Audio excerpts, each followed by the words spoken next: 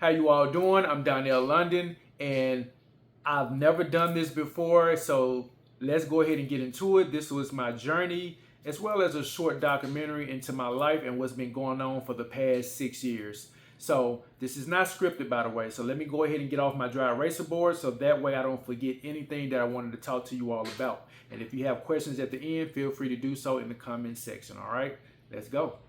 So let's start at the beginning and how music started. Music started around 16 or 17 years old, and we started a group called Polarize. Now, I'm currently from Memphis, Tennessee. That's where I reside. And this group consisted of two brothers as well as a cousin. All right. We were performing around Memphis, Tennessee. Everything was going really well.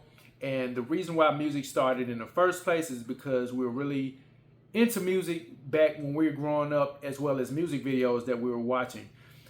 LL Cool J was actually my inspiration, along with many other artists, especially from New York. But I did have some artists here in Memphis, Tennessee that I like to listen to as well. So as a group, we were going around performing and doing well, might I add. However, we already started having challenges. One of my brothers actually ended up incarcerated, so it left us down to 3 members, which was my other brother and then my cousin. Now, going to the school I was at, we actually had to find another member. And luckily, I found a guy by the name of Glenn that went to my school. His music name was Jubilee. Now, think of Timbaland back in his prime.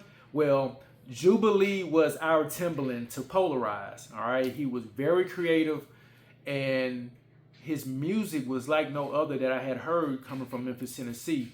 So he made a great addition to our group Polarize. Now, I used to go to Atlanta, Georgia on a regular, and I wanted to take my cousin. And by the way, my cousin that was part of the group Polarize, his name was LaPreston Porter, better known to you all as Snooty Wild. Okay, this is way before he got signed to Gotti and everything like that. But yeah, so I used to take my cousin to Atlanta, Georgia, just so he can get away from Memphis, Tennessee.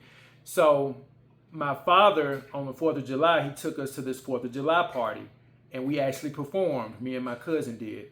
I had a song called Mysterious, which featured my cousin, and then I had another song that I did called Playtime is Over.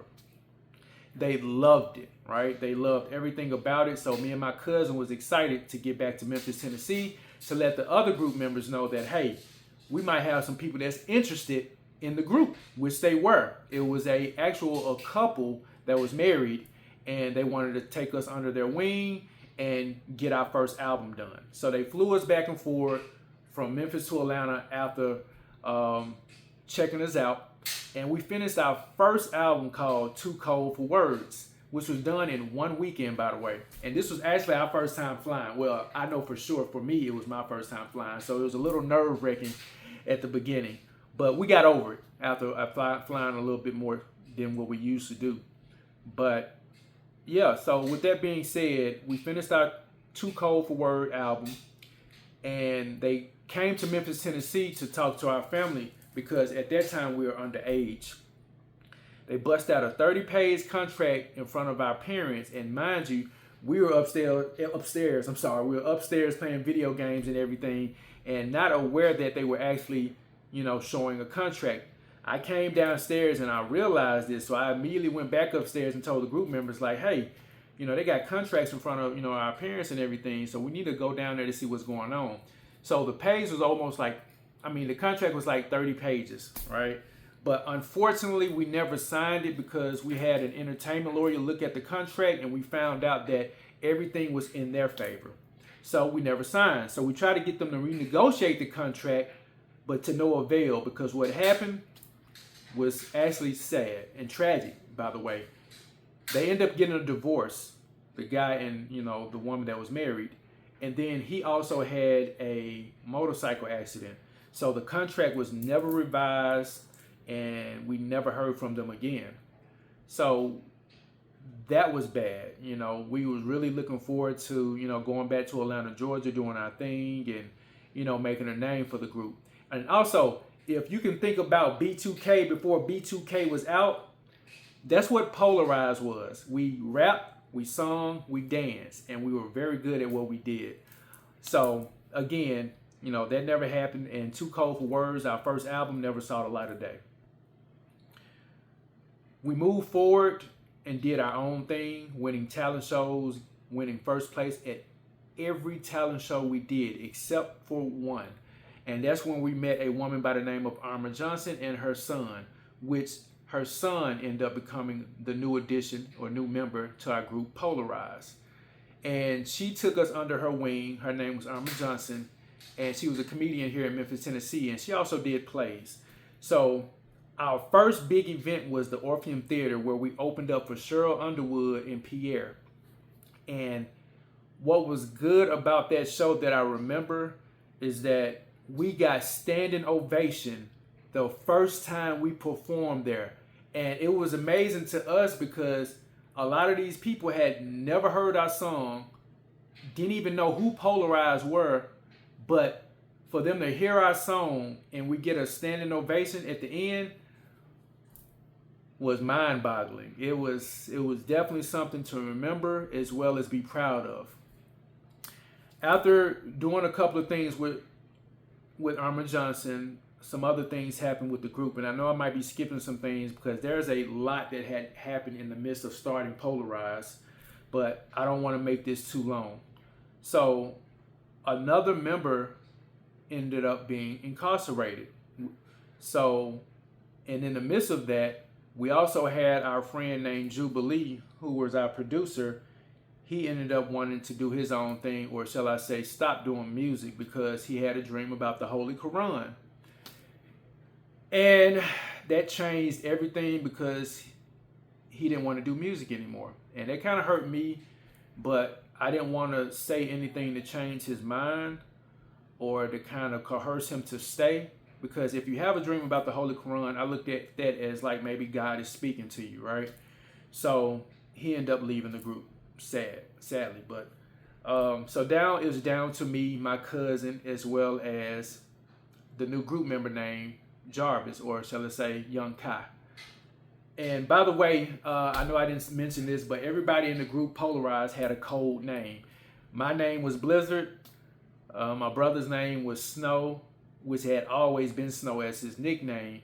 We had Young Kai, which K-A-I means cold as ice. And then we had my cousin LaPreston, better known as Slick, during that time.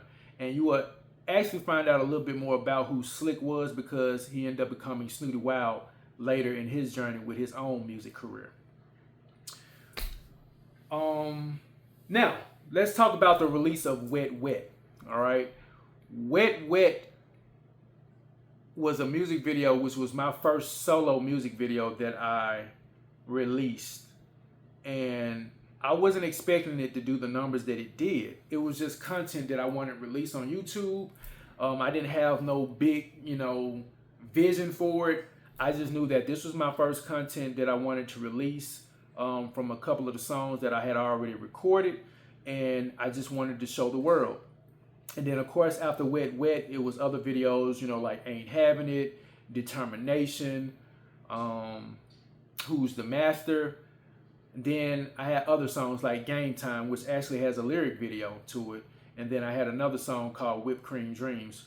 And some of these songs doesn't have a music video to it, but I'm hoping to do something with it, at least shorts to a lot of the videos, as well as some other type of content that I can release for you all to enjoy.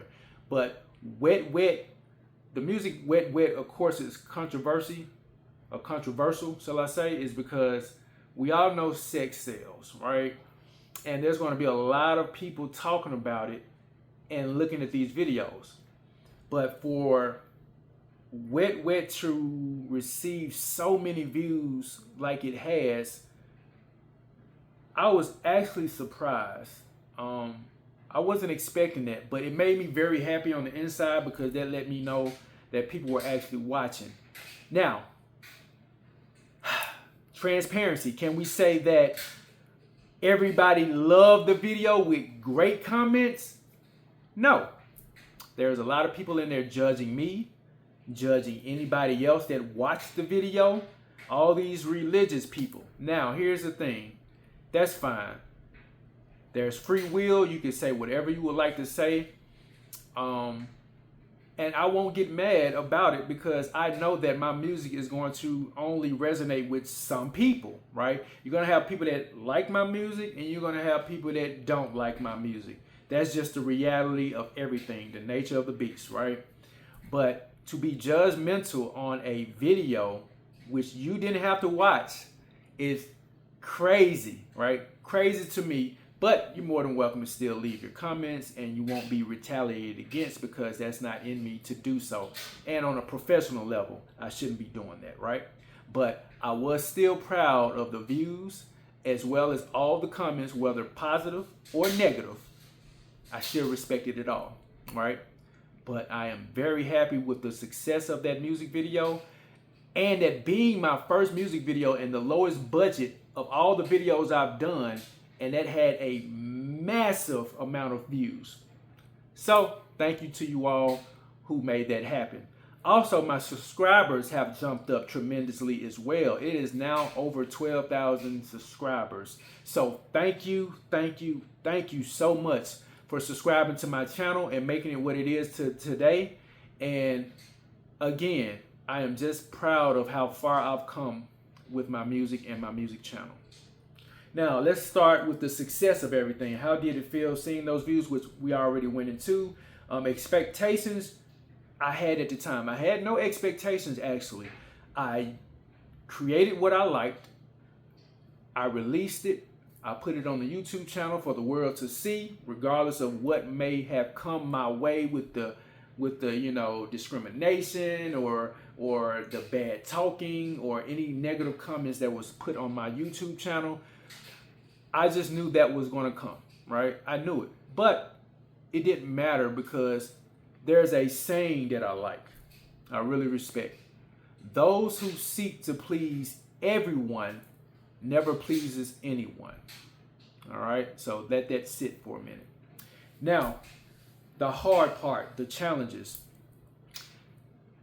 And this is actually the reason why I took a hiatus and I haven't been present for 6 years, okay? Is when I lost my cousin, Snooty Wild, better known as, or his real name is LaPreston Porter. His name during the group days of Polarized was Slick, but he did his own thing and made a big name for himself. And this is when he signed with Yo Gotti. So what happened, not to go too deep into it, but when he lost his life, it didn't sit well with me because me and him was like this. That was my cousin, that was my brother, that was my friend. And we had a lot of good memories coming up as kids. And even when we were older, we still had a lot of great memories. But when he passed, it killed the dream, if I'm being honest with you. We started this together and I thought that we were going to be able to do some big things together as family, but it never got to that part. So it killed the dream for me. I didn't look at music the same way, and that what led me to not do anything with my YouTube channel or drop any other new music as of lately. So that's the reason why I've been MIA. Life circumstances. As we all know, life happens. And again, at the time while I was doing music, I was still also working. Okay, got back into the work field. I was doing a lot of things like Lyft. I went back into my armed security field. Just like everybody else, I had to work to make ends meet, right? So just because I'm an artist and releasing music and content doesn't mean that I blew up overnight, or just because you saw all these views on my Wet video that I had tons of money and I could step away from the rat race. I was still in the rat race and working for other people. So I still had to make my money and I still had to provide, right? And plus I have a little girl, by the way, but that's neither here or there. But being a good father is something that definitely was something that needed to take priority. and that's what I was doing. So that's another reason why I stepped away from music as well, because I still had to, make money and keep my finances right? So, but when I lost my cousin, I've learned a lot, and what it taught me was be careful who you hang around, be careful who you call friends, and the whole purpose of pursuing your gifts and your talents is so you can serve a greater purpose, so you can get away or try to get away from all the negativity as well as the bad environment that you grew up in. It's not to go back to where you came from. It's okay to know where you came from, but to keep going back and forward from your good life to your bad life, that would never end well. And it's not for you to do. God wants the best for you. And that's the reason why he puts the people in your circle, the certain people in your circle that means you well. And for those who don't mean you well or don't have your best interest, it's best for you to leave them alone and get as far away as possible from those type of people. That's what I've learned. So let's go to what happens next, right? So I started a business, and as an entrepreneur, starting a business, of course, starting anything new has its ups and downs, right? And you just kind of have to flow with the punches, right? You're going to get knocked down, but you got to get yourself back up. You can't give up on your dreams or your goals. You have to keep pushing and moving forward. And when I started this business, which, by the way, I guess I can go ahead and say it on here, even though this is a music channel, I just want to give you more of an insight and in-depth knowledge about what's going on with me as a person. But I started a skincare business called Flawless Body. I am the founder and CEO of that, by the way, and I'm very proud of it. But that's the lane I stepped in. Now, am I still going to do music? That will be up to you all. I love music. I want to continue to do music. I want to release some new music, especially after all my grieving and taking a hiatus from YouTube and taking a break. But I feel like I'm ready now mentally to get back into this space. But of course, I had to pivot and do something different for the time being. Thus the reason why I went into the skincare business and called it Flawless Body. But yeah, that's what's going on with me. Let's say becoming an entrepreneur. Becoming an entrepreneur, you have to be a hustler. You have to be able to hustle and sell, right? But I feel like even when you do music or you do anything outside of the norm working for somebody, this is something that has to be instilled in you. This is something that has to either already be in you or it's not in you. So of course, starting a business is going to be rough, right? But sometimes you have to choose your hard. It can be hard working for somebody, or it can be hard starting a business. You just have to choose your hard. And I decided to pursue things with my skills, my talents, as far as my gifts, and what God has given me. So that way I can serve a greater purpose and use it to make a living from it. So that's why I decided to step out on my own and do my own thing. Today, why music still matters to me. And it matters because music always made me feel good to be able to create. It made me feel good to let people hear my music regardless if it was positive or negative. I still love hearing feedback from people. But just getting into a booth, recording something that came from here, and then hearing it played back on a nice track, it's like no other feeling in the world, especially if you're an artist, and you will know this if you're in the creative space. But that's the reason why I feel like why music still matters to me is because it's a part of me. I've always been an artist, and not just an artist musically, but an artist when it came to sketching and drawing. So art has always been a part of who I am as a person, right? And I don't know, it makes me feel good to create. That's all. It makes me feel real good to create.